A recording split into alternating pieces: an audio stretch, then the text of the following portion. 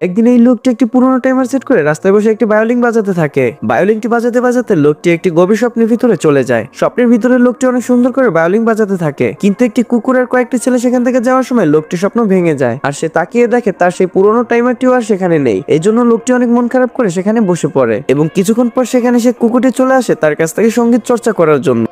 अच्छा remix item है ये।